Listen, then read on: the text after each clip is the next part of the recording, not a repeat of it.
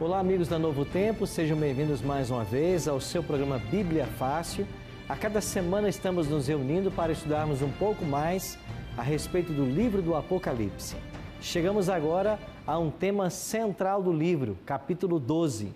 Hoje vamos estudar a respeito da guerra que o diabo fez e faz contra a Igreja de Deus. Então convido você a tomar a sua Bíblia, a abri-la em Apocalipse capítulo 12 e hoje vamos estudar alguns versos desse capítulo.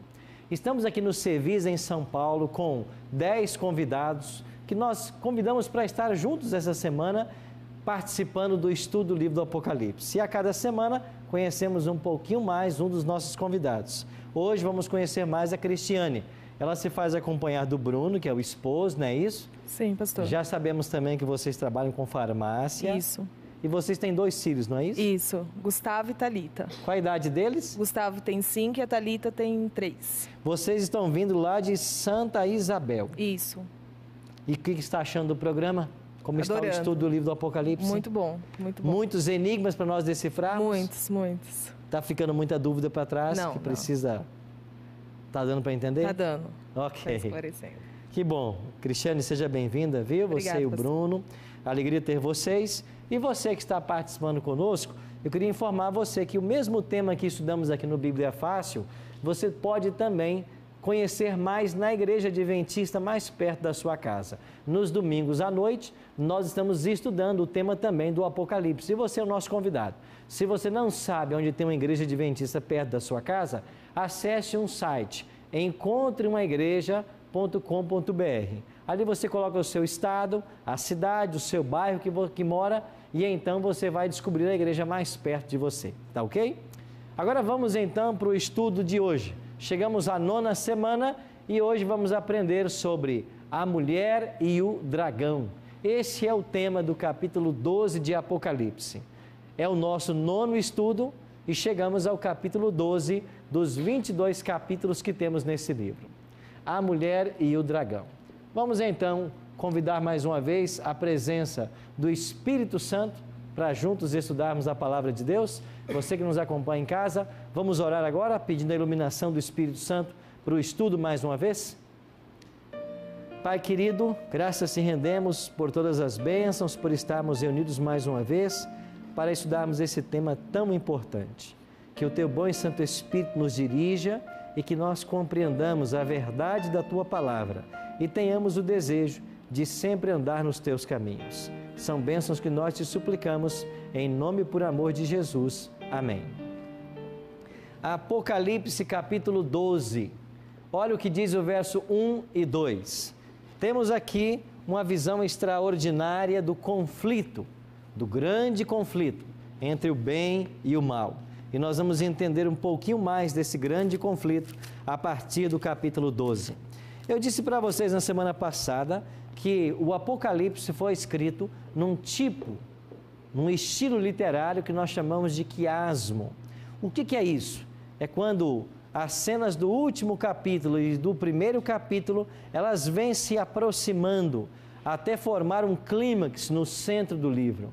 E o centro do Apocalipse, os capítulos 12, 13 e 14, eles apresentam o tema da grande controvérsia entre Deus e Satanás. É uma realidade inegável que existem 2 poderes atuando em nosso mundo. Deus por um lado e o diabo por outro. E esses 2 poderes estão brigando pela consciência, pelo coração das pessoas. E ou nós nos entregamos a um senhor ou nos entregamos a outro senhor. Ninguém nessa batalha fica em cima do muro. Então eu e você fomos envolvidos num grande conflito. E esse capítulo 12 de Apocalipse nos ajuda a entender melhor o assunto. Olha o que diz o versículo 1. O tema é a mulher e o dragão. Verso 1. Viu-se grande sinal no céu, a saber, uma mulher vestida do sol, com a lua debaixo dos pés e uma coroa de 12 estrelas na cabeça. Achando-se, verso 2, grávida, grita com as dores de parto, sofrendo tormentos para dar à luz. Então a cena que o Apocalipse 12 introduz é uma mulher, e essa mulher tem uma coroa de 12 estrelas, ela tem a lua debaixo dos pés e ela está grávida. O que é mulher em profecia? Igreja. Isso pode ser confirmado com Efésios 5, 22 e 23. Lá o apóstolo Paulo diz que Cristo é o cabeça da igreja, assim como o homem é o cabeça da mulher. Não no sentido que ele deve mandar ou dominar, no sentido que ele deve amar, cuidar, proteger. É isso que Cristo faz pela igreja. Mas então a Bíblia compara em profecia mulher à igreja. Então aqui nós temos o quadro de uma igreja. Esta mulher que simboliza uma igreja, ela está vestida com o sol e tem a lua debaixo dos pés. O que significam esses simbolismos? Primeiro, ela tem uma coroa de 12 estrelas na cabeça. O número 12 é muito comum na Bíblia. Está lembrado do Antigo Testamento? Quantos eram as tribos? Quantos eram os apóstolos no Novo Testamento? 12. Você já leu Apocalipse 21 sobre a cidade santa? Quantos fundamentos ela tem? 12. O número 12 é o número que fala de plenitude. Então, esta coroa com 12 estrelas simboliza o triunfo de Deus, uma igreja vitoriosa. Esta aqui é um quadro, esse é um quadro da igreja de Deus. Ela é uma igreja vitoriosa e as 12 estrelas na cabeça podem ser uma referência aos cristãos do Antigo Testamento, tipificado nas 12 tribos, e os cristãos do Novo Testamento, tipificado nos 12 apóstolos. Então, esta é a igreja de Deus, de todas as eras. Agora, esta igreja, ela é uma virgem que está vestida do sol. O sol dá a ideia da glória que a igreja tem. Cristo é o sol da justiça, assim ele é pintado pelos profetas. Então, a mulher está vestida com o sol, com a justiça de Cristo. Ela tem a lua debaixo dos pés. A lua não tem luz própria. Ela reflete a luz do sol. O que é no Antigo Testamento que apontava para Cristo? O sistema de sacrifícios. Estão lembrados? A morte de animais. Aqueles animais não tinham poder em si mesmos, mas eles apontavam para Cristo. Então, esta lua que a mulher tem debaixo dos pés é um quadro apropriado do Evangelho no Antigo Testamento. O sistema de sacrifícios de animais, eles não tinham poder em si, mas apontava para Cristo que viria um dia morrer pela humanidade. Então nós temos aqui um quadro muito claro da igreja de Deus. E esta igreja está grávida, ela está para dar à luz. Mas quem é o filho que vai nascer da igreja? Vamos ver daqui a pouquinho. Verso 3. Viu-se também outro sinal no céu, e eis um dragão, grande, vermelho, com 7 cabeças e 10 chifres, e nas cabeças 7 diademas. Quem é o dragão na profecia? Quem ele representa? O diabo, Satanás. Olha aí no capítulo 12, a partir do versículo 9. E foi expulso o grande dragão, a antiga serpente, que se chama o quê? Diabo e Satanás. Então, o grande dragão, a antiga serpente. Que serpente antiga é esta? É a serpente que enganou Eva, lá no Jardim do Éden. Então, o diabo é tipificado na profecia como sendo o dragão. Agora, diz o Apocalipse que esse dragão apareceu. E o que acontece agora? A sua cauda arrasta a terça parte das estrelas dos céus, as quais lançou para a terra. Amigos, o que representa esta cauda do dragão que arrasta a terça parte das estrelas dos céus? O que é estrela em profecia? Anjos. Lembra de Apocalipse 1:20? É lá que diz que estrelas são anjos. A cauda do diabo arrastou a terça parte das estrelas dos céus, ou seja, dos anjos que Deus tinha no céu, 1/3 ele conseguiu enganar. E no versículo 9, mais à frente, vai explicar isso, no verso 7 a 9. Olha o que diz, o conflito no céu. Houve peleja no céu. Miguel e seus anjos pelejaram contra o dragão. Também pelejaram o dragão e seus anjos. Todavia, não prevaleceram, nem mais se achou no céu o lugar deles. E foi expulso o grande dragão, a antiga serpente, que se chama Diabo e Satanás, o sedutor de todo o mundo. Sim, foi atirado para onde? para a terra. E com ele quem? Os seus anjos. Sabe quem são esses anjos? A terça parte que a cauda dele arrastou. Nós não sabemos quantos anjos Deus tinha, mas de todos os anjos de Deus, 1/3 aceitou a rebelião de Satanás. E eles foram expulsos do céu. Agora, quando é que houve essa batalha em que o diabo foi expulso do céu? Antes da criação de Adão e Eva. A batalha no céu, ela é anterior à criação dos nossos primeiros pais. Agora, quando o diabo é expulso do céu, ele é expulso para a terra. E você está lembrado que ele apareceu para Eva na forma de uma serpente? Ou seja, ele foi expulso do céu e veio tentar nossos primeiros pais. Ele teve êxito, ele enganou Eva, Eva deu fruto para Adão, eles desobedeceram e o pecado entrou no mundo. A partir de então, o diabo tornou-se príncipe desse mundo. Ele usurpou o cetro que estava na mão de Adão. Então o diabo foi expulso do céu e veio para a terra. E a sua primeira tentação foi no jardim do Éden. E ele conseguiu enganar Adão e Eva. Agora a batalha continua. Após a sua expulsão do céu, ele conquistou o domínio do planeta, enganando nossos primeiros pais. A cauda do dragão arrastava a terça parte e o dragão se deteve em frente da mulher, diz o versículo 4, que estava para dar à luz a fim de lhe devorar o filho quando nascesse. Agora o diabo espera que o descendente da mulher, da igreja, o filho, nasça para que ele destrua esse menino. Quem é o descendente? Quem é o filho da mulher? É Cristo. Olha para o livro de Gênesis, mantenha aí Apocalipse marcado e vá lá para o capítulo 3 de Gênesis. Olha comigo o verso 15. Após Adão e Eva terem sido enganados por Satanás, eles foram expulsos do jardim. E olha o que Deus diz agora em Gênesis 3, verso 15. Porém, inimizade entre ti, Deus está falando com a serpente, entre ti, serpente, e a mulher, entre a tua descendência e o seu descendente, o descendente da mulher. Este te ferirá a cabeça, e tu lhe ferirás o calcanhar. Quem é o descendente que foi prometido a Eva aqui? É o próprio Cristo. Ele é o descendente. Ele é o filho da mulher. Agora, lá no livro de Gênesis, já estava prometido assim: esse descendente da mulher, um dia vai esmagar a sua cabeça. Deus disse para a serpente. E você, serpente, vai ferir o calcanhar do descendente, do filho da mulher. Quando é que essa profecia de Gênesis 3,15 se cumpre? Ela se cumpre primeiro. Quando é que Satanás feriu o calcanhar de Cristo?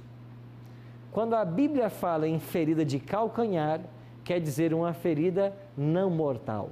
Porque alguém, quando se fere no calcanhar, não é este um ferimento mortal.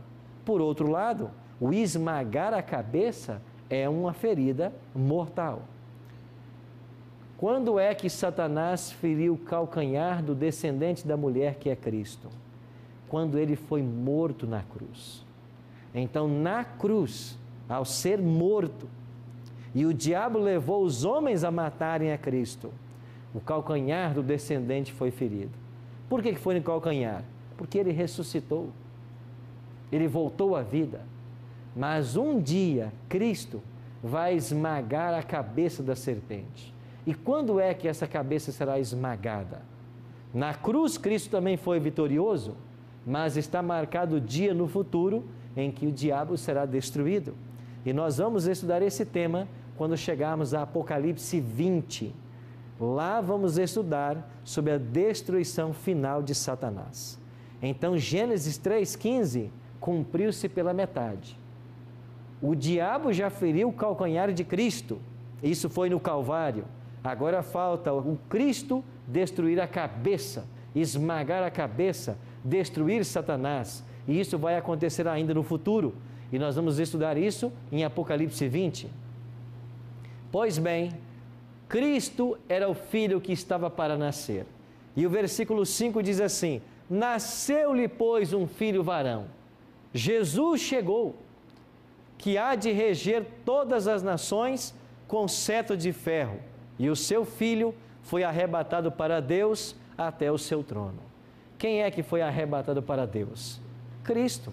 Após a sua ascensão, ele voltou para o Pai. Quando Jesus nasce, o diabo estava parado diante da igreja, esperando para destruir. E como é que Satanás tentou matar o menino Jesus? Você conhece a história? Está lembrado? O que aconteceu? Herodes. Herodes mandou matar todos os meninos que tinham 2 anos de idade. Com isso, ele esperava matar a criança, o menino Jesus. Mas ele conseguiu? Não. Então ele tentou devorar o filho quando nascesse, mas ele não conseguiu. Como Cristo não conseguiu matar a Jesus, ou quando o diabo não conseguiu matar a Jesus ainda bebê, ele continuou perseguindo a Cristo ao longo de todo o seu ministério, até que finalmente a profecia se cumpriu e o calcanhar do descendente da mulher foi ferido, quando Cristo morreu na cruz do Calvário. Só que quando o diabo esperava sair vitorioso, e Cristo foi parar na sepultura, e eles colocaram uma grande pedra protegendo, e o diabo para lá enviou seus demônios para impedir que Cristo saísse, o que aconteceu no domingo pela manhã? Ele ressuscitou, e quando Cristo saiu da sepultura, o diabo viu que a sua derrota era final. Ele não conseguiu manter o Filho de Deus na sepultura. E então, como ele não pôde destruir ao Filho de Deus, agora o ódio dele vai se voltar contra quem? Contra a mulher, que dera luz ao menino Jesus. Olha o que diz a profecia. Como não conseguiu destruir a Cristo, o seu ódio se voltou contra a igreja. Versículos 13 e 14. Quando, pois, o dragão se viu atirado para a terra, perseguiu a mulher que dera luz ao filho varão. E foram dadas à mulher as 2 asas da grande águia, para que voasse até o deserto, ao seu lugar, aí onde é sustentada durante um tempo, tempos e metade de um tempo, fora da vista da serpente. Quando o diabo voltou sua ira contra a igreja, o que aconteceu com a igreja? Deus deu asas a esta mulher, e ela fugiu e voou para o deserto.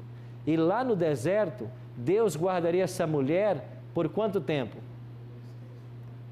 Aqui diz um tempo, tempos e metade de um tempo. O que é um tempo na Bíblia? 1 ano. É isso que diz Daniel 11:13. Um tempo é 1 ano. 3 tempos e meio, 3 anos e meio.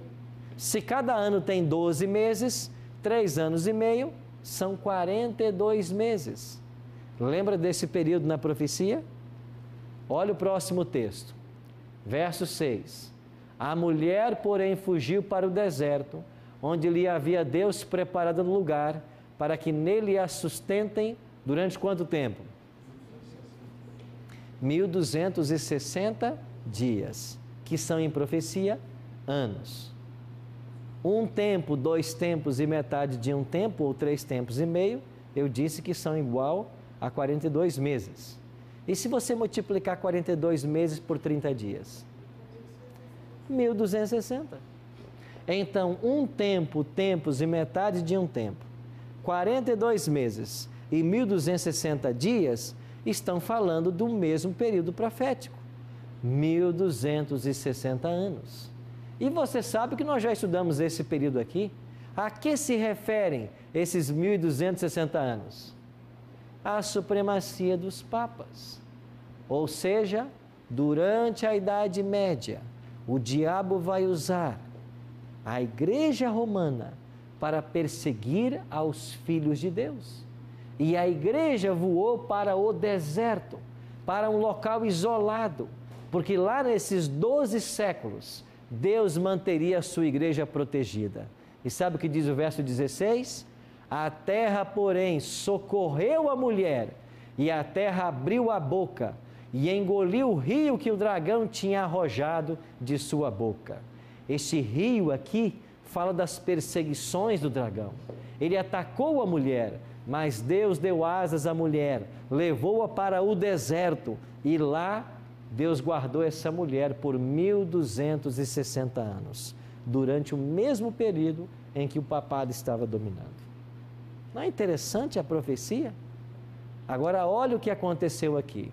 Durante esses 12 séculos, os fiéis de Deus se esconderam em regiões montanhosas e isoladas da terra.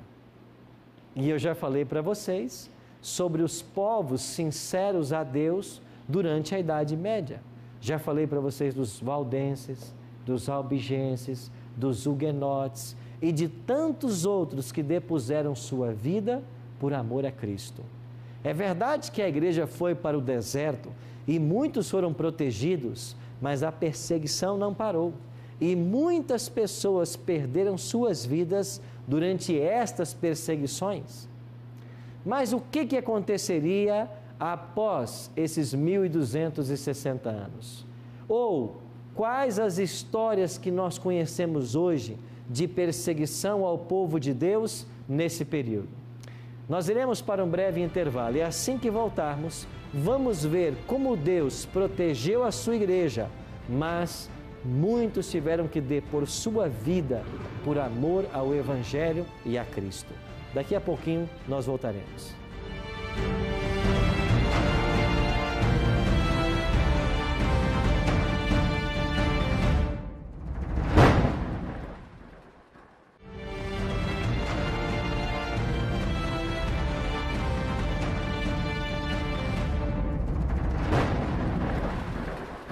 Estamos de volta com o programa Bíblia Fácil, hoje estudando o capítulo 12 de Apocalipse, a história da mulher e o dragão.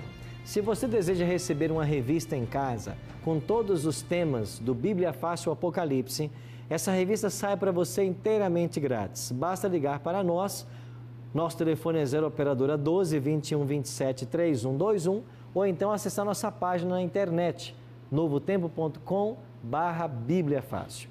E nós estamos tendo nas igrejas adventistas, nos domingos à noite, um aprofundamento do estudo do livro de Apocalipse. Você está convidado a visitar-nos no domingo à noite. Se você não sabe onde tem uma igreja perto da sua casa, acesse o nosso site encontreumaigreja.com.br.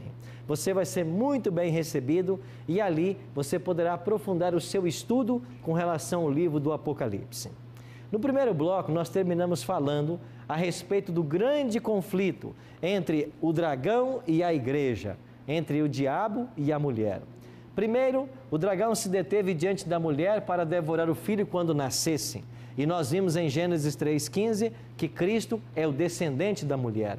Como o diabo tentou matar a Cristo? Através de Herodes, mas ele não conseguiu. Finalmente, quando ele leva as pessoas a matarem a Cristo, o diabo esperava sair vitorioso, mas Cristo ressuscitou e então ele viu que a sua derrota estava completa. Agora que ele foi derrotado e não pôde derrotar o filho, ele se voltou contra a igreja e ele então persegue a igreja. Deus, protegendo sua igreja, deu a ela asas como de águia. Ela voou para o deserto e lá Deus guardaria essa mulher por 42 meses, ou 3 tempos e meio, ou 1260 anos. Estamos falando de um mesmo período. E de 538 a 1798, época da supremacia papal, a igreja de Deus foi perseguida. Estamos falando dos valdenses, dos albigenses, dos huguenotes, de John Wycliffe, de Hus, Jerônimo, Tyndale, Knox e tantos outros que morreram, deram suas vidas pelo Evangelho. Durante esse período do deserto, um dos principais nomes que nós temos foi o nome de Martinho Lutero. E eu tive a chance de visitar o castelo de Wartburg, na Alemanha. E esse castelo foi um local onde Deus usou para proteger Lutero. Lembra da dieta de Worms, onde eles tentaram matar Lutero? Os amigos de Lutero, para proteger sua vida, o sequestraram. Principalmente Frederico, o sábio da Saxônia, levaram Lutero para esse castelo. E aqui no alto de uma montanha, na cidade de Wartburg, ele esteve por quase um ano. E quando muitos pensavam que Lutero estava morto, ele estava traduzindo o Novo Testamento para o alemão. E quando menos pensaram, o povo da Alemanha estava recebendo o Novo Testamento na língua que eles podiam ler. Mas Lutero foi severamente provado.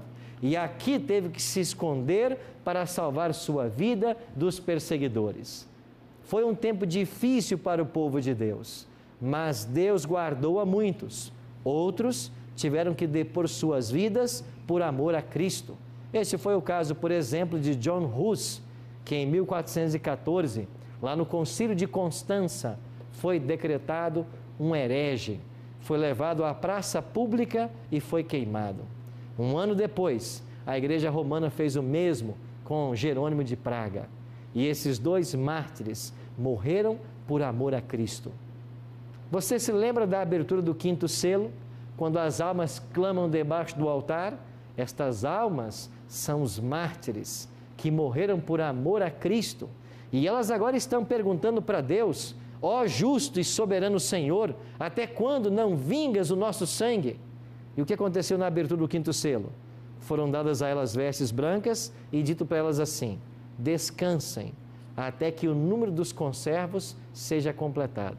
Ou seja, outros mártires ainda viriam, até que o número fosse completado e Jesus voltaria para fazer justiça ao seu povo. O que acontece em seguida a esse tempo de prova? Olhe agora para o verso 17. Apocalipse 12, verso 17. Irou-se o dragão contra a mulher e foi fazer ou pelejar com os restantes da sua descendência, os que guardam os mandamentos de Deus e têm o testemunho de Jesus. Pensando na estrutura do capítulo 12, uma vez que a mulher, a igreja, estava no deserto, agora surge uma nova expressão. Irou-se o dragão contra a mulher, mais uma vez, e agora ele foi pelejar com os restantes da sua descendência. Quem é esse restante? A palavra restante aqui dá a ideia de remanescente. Desta igreja do deserto, que por 12 séculos fora perseguida, há um povo remanescente. Sobrou alguns, ou sobraram alguns, e a estes o diabo odeia. Mas quem é que o diabo odeia? O Apocalipse está dizendo: os que guardam os mandamentos de Deus e têm o quê? Testemunho de Jesus. Amigos, aqui tem uma lição preciosa para nós. E você que nos acompanha em casa, talvez isso vai soar estranho ao seu ouvido, mas ouça com atenção. O diabo não está irado contra todas as igrejas. O diabo não está. A Bíblia diz que o diabo odeia aqueles que guardam os mandamentos de Deus e têm o testemunho de Jesus. Igreja que não guarda mandamento e não tem testemunho de Jesus, o diabo não odeia. Por que ele odiaria? A estes, ele já tem em suas mãos. Quem permanece na obediência já está nas mãos do diabo. É por isso que disse Cristo que a verdade liberta. Conhecereis a verdade, e a verdade vos libertará.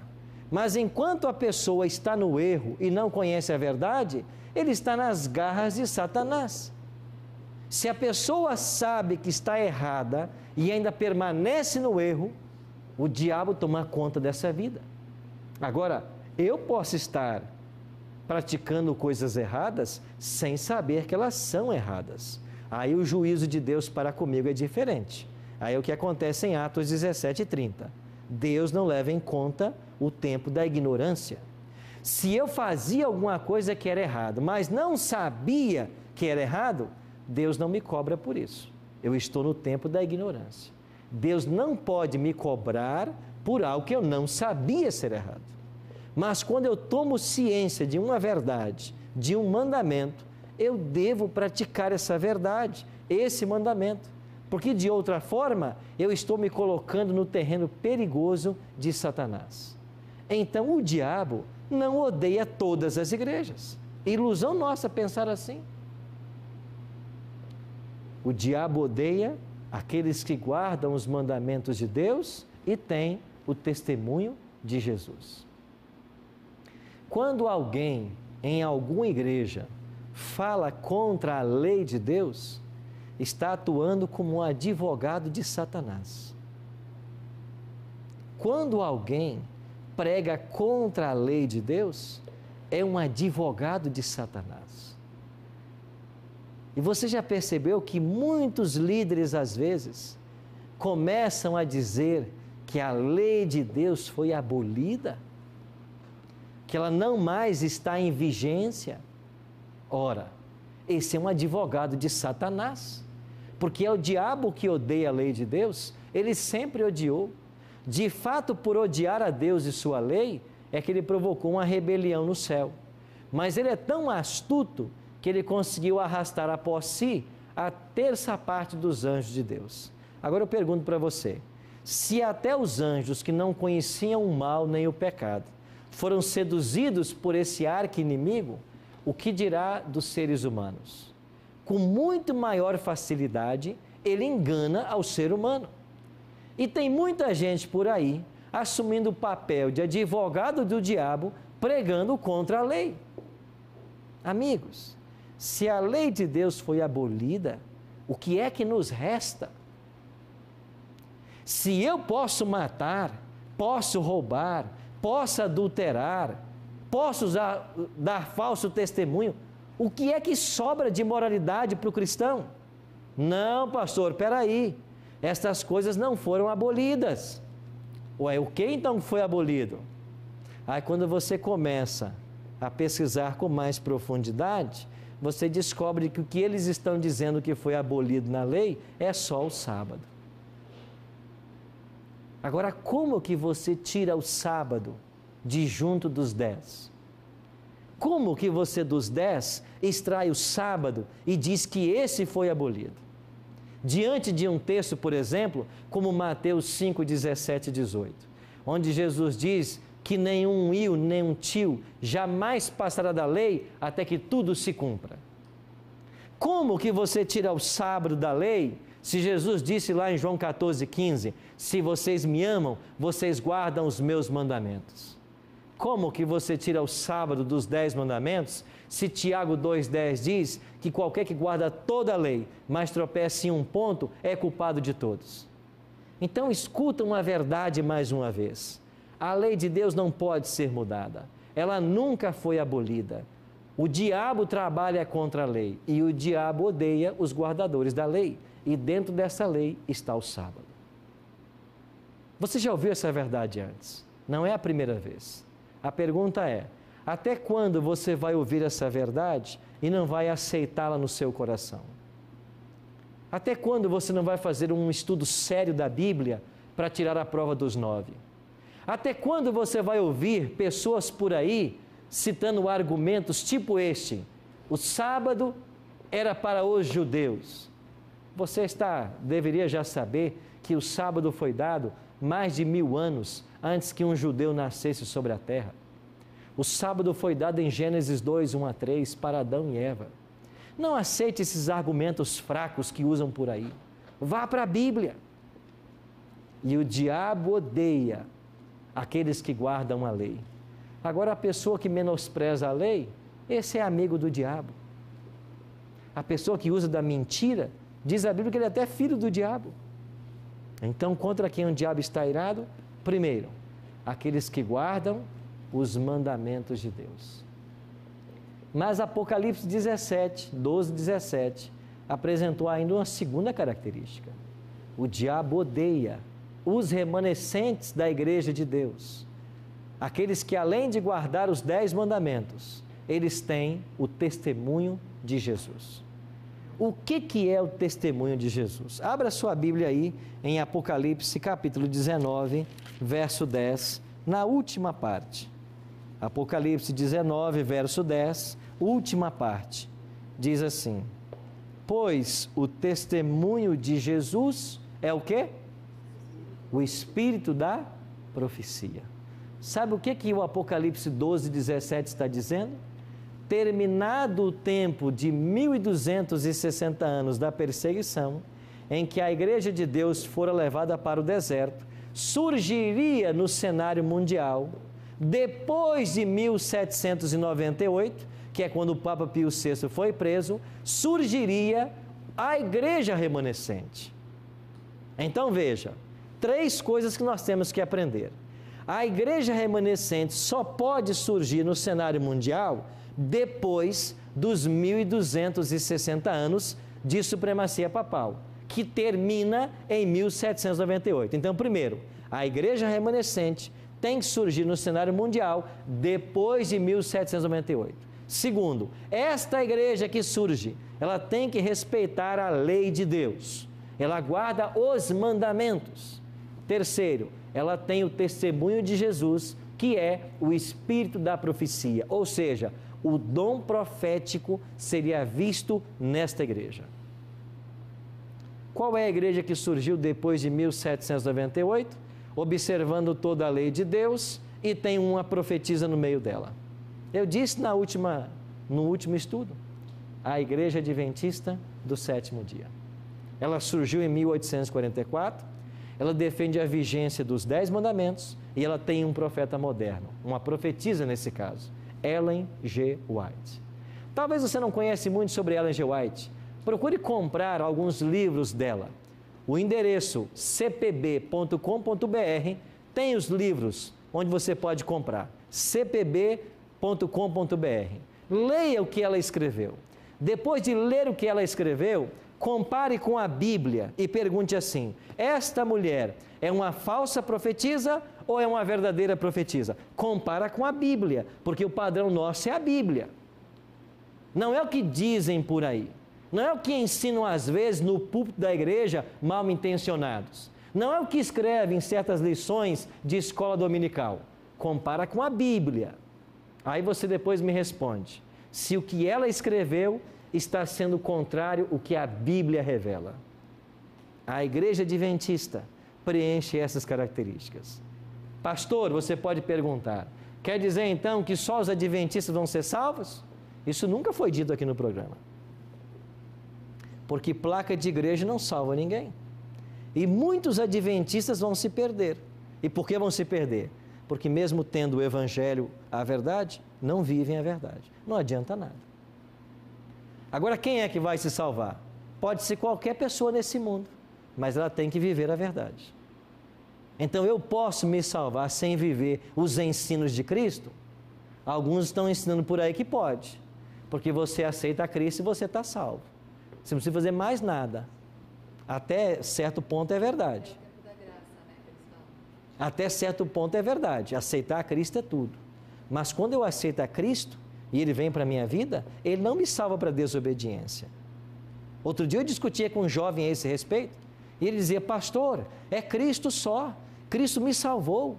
Eu não preciso de lei. E eu digo: é verdade, você não precisa de lei, até que você cometa pecado. Porque quando você peca, a lei diz para você: você pecou. Você precisa de Jesus. Mas se você não pecar, aí de fato você não precisa de lei. Agora, você, pela graça de Cristo, não pode quebrar a lei. Ah, não preciso da lei. Não precisa enquanto você ficar em Cristo. E esse é o ideal. Mas se você se afastar de Cristo e pecar, a lei vai te apontar a necessidade de Cristo. Ou você acha que Cristo salvou para você para continuar vivendo no pecado? Entendeu? Cristo salvou você para continuar no pecado? Ah, eu fui salvo por Cristo. Pode continuar adulterando? Alguém que foi salvo por Cristo trai a mulher toda semana? Não, é uma vez por semana. Que seja uma vez na vida. Pode? A pessoa que em Cristo salvou pode ficar desonrando pai e mãe? A pessoa que em Cristo salvou pode contar mentiras, dar falso testemunho? A pessoa que em Cristo salvou pode roubar? Não. Então a lei continua em vigência, porque Cristo te salva para a obediência. Não me venha com essa história de uma graça barata, onde a pessoa está salva, salva para sempre e a lei não importa. A lei tem o seu papel. A lei evidencia quem está salvo e quem não está. Porque aquele que obedece, esse está salvo. O desobediente, ele carece de Cristo. Priscila? Pastor, quando você citou aqui Gênesis capítulo 3, o verso 15, eu acho que ficou bem evidente aqui a graça de Deus desde o início da criação, né? Porque aqui logo quando Adão e Eva peca, aí o Senhor já promete, né, Jesus. Desde o Gênesis, o Cristo já está prometido. É a graça de Deus. É a graça que se estendeu. Então aí ficaria bem evidente, né, que a graça existe desde o início, desde Exatamente. A graça foi manifestada aí. São versos que a gente lê, parece ter tanta amplitude, de fato, sabe, né? como os teólogos chamam esse texto? Mas aqui a gente vê a graça de Deus. Os teólogos chamam esse texto de proto-evangelho. É o primeiro evangelho. O evangelho foi dado aí em Gênesis 3,15. Então Jesus já Cristo é que nos salva. Agora, quando Cristo te salva, Ele não te salva para você continuar na desobediência. Se você pudesse viver em pecado, Ele nem precisava ter morrido. Ele morreu porque o pecado tem que ser pago. Porque o pecado não pode ser tolerado. Então, amigos, hoje o cristianismo sofre de uma pobreza doutrinária, porque se ensinam nas igrejas uma graça barata, onde a pessoa pode viver do jeito que ela quiser, tão somente se ela professar que é cristão. Não é isso que a Bíblia ensina. A palavra nos ensina é que Cristo nos salva por sua graça, e o resultado dessa salvação é a obediência. Bruno? Pastor, a gente sabe que hoje tem muitas igrejas, como o senhor disse mesmo, que o diabo iria camuflar a palavra de Cristo. E muitas pessoas estão nelas, elas são sinceras de coração, mas talvez não conhecem a verdade desta forma que nós estamos vendo. Elas se comprometem ao salvamento delas por elas não conhecerem dessa forma a verdade? Não pode comprometer, porque senão Deus seria injusto, certo? Lembra que eu mencionei para vocês Atos 17:30? Lá diz que Deus não levou em conta o tempo da ignorância. Se você for para a carta de Paulo aos Romanos, Paulo vai ser bem claro em dizer de que aqueles que sem lei pereceram, sem lei serão julgados. Ou seja, Deus nos julga com base no conhecimento que nós temos da verdade. Se você não sabe de um ponto da verdade, Deus não vai te cobrar por isso. Agora, quando eu descubro a verdade, o juízo será baseado neste conhecimento. E a norma do juízo é a lei de Deus. É o que diz Tiago 2,12. Porque havemos de ser julgados pela lei da liberdade. Nós seremos julgados pela lei. Eu sou salvo pela graça, mas o parâmetro do juízo é a lei de Deus. Agora, se uma pessoa não conhece algum mandamento, ele não vai ser cobrado por isso. Certo? Sim, Patrícia. Pastor, eu vejo também muitas pessoas, sabendo disso, dizendo que não querem conhecer a verdade de Deus para então não serem cobrados. Mas então, como que a gente pode ver isso, né? A pessoa tem a oportunidade de conhecer a verdade, mas nega, porque sabe que então aí será julgada de uma forma diferente, né? A cobrança será maior. Você sabe que existem vários textos na Bíblia falando sobre pecado e termos também no grego. Nós conhecemos um deles que é muito usado. Quando se pergunta assim, o que é pecado? A resposta automática é a transgressão da lei. Só que a transgressão da lei é um pecado que tem no Novo Testamento, é um termo que nós chamamos de anomia, aquele que quebra a lei, que vai contra a lei, que é nomos. Mas existe no Novo Testamento 9 termos para pecado. E um desses termos é você não ter conhecimento que você deveria ter. Entendi, principalmente quando é possível. Quando é possível. O conhecimento está à mão, está disponível, mas eu não quero conhecer para não ter mais compromisso. Exatamente. Isso é viver em pecado. Entendi. Deixa eu perguntar para vocês. Imaginemos que você, semana que vem, fosse a um médico e o médico dissesse para você assim, você está com um problema crônico no coração. Existe aqui um medicamento que você precisa tomar para sobreviver. Se você não tomar um comprimido todos os dias, você vai morrer. Isso é uma condição, como dizem os latinos, sine qua non, ou sim ou não. Toma, senão você vai morrer. Se você não tomar a pílula, você vai morrer. Imagina essa cena, doutor Guilherme. Um médico diz isso para você. Aí você volta para casa e diz assim, aquele médico não sabe de nada. Eu vou viver, eu vou tomar um chá. A minha mãe diz que boldo é bom para muita coisa. Eu vou tomar um chá de boldo. Não, eu vou tomar um chá de capim santo, erva cidreira. Eu vou fazer alguma coisa e vou ignorar a informação médica. Você faria isso? Em são juízo? Uma pessoa faria isso? Agora, se você não está disposto a confiar a sua vida terrestre aqui, a arriscar a sua vida, não prestando atenção num conselho de um homem, você vai confiar a sua vida eterna a certos conselhos que você ouve por aí? Aquilo que as pessoas estão dizendo e acha que é assim? Você não deveria, com muito mais interesse, buscar na palavra para saber qual é de fato o caminho para ser salvo? Se eu me interessaria em atender um conselho de um médico para salvar a minha vida, os míseros anos que temos nessa terra, quem dirá ouvir o conselho da palavra para viver eternamente?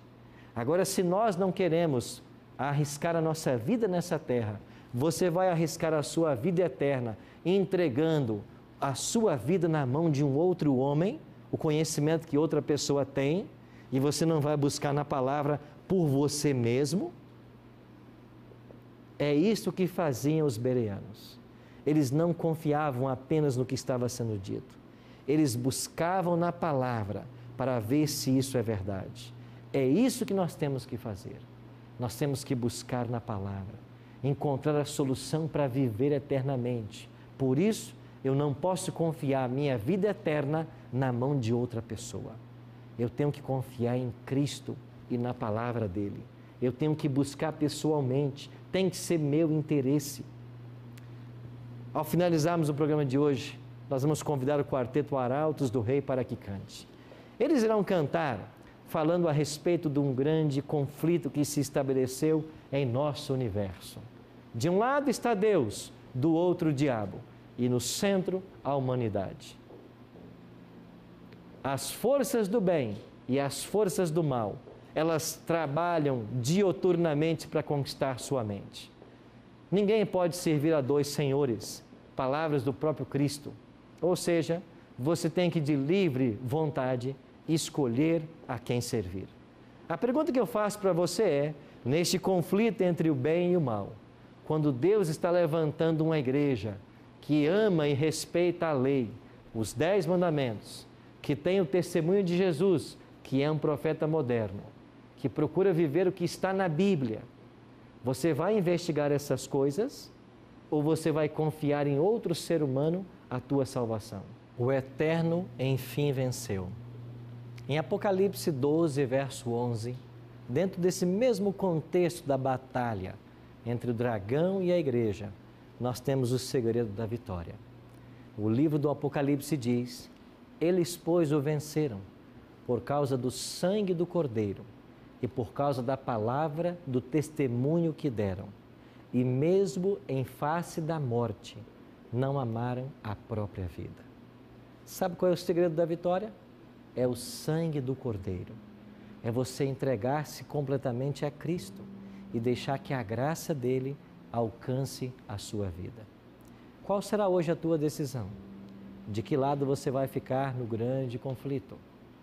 Aquele que não escolhe a Cristo já está escolhendo o outro lado. Por isso o apelo é para todos nós. De que lado nós vamos ficar nesse grande conflito? Ninguém pode servir a dois senhores. Ou sairemos daqui decididos por Cristo, ou se não decidirmos, estaremos escolhendo o inimigo de Cristo. Em cima do muro, ninguém pode ficar. Eu fico pensando o interesse que o céu tem em cada um de nós e as oportunidades que o céu está nos dando para tomarmos decisões sérias ao lado de Cristo. eu quero orar mais uma vez por vocês e orar por você que nos assiste em casa, para que a obra que o Espírito de Deus começou na sua vida, em breve Ele possa completá-la. Ore comigo. Pai Santo, muito obrigado, Senhor, porque nós temos a oportunidade da escolha. Obrigado, Senhor, porque nós entendemos que estamos envolvidos num grande conflito. Entendemos que somos odiados por estarmos praticando a Tua palavra. Mas muito obrigado, porque nós somos mais que vencedores pelo sangue de Jesus Cristo.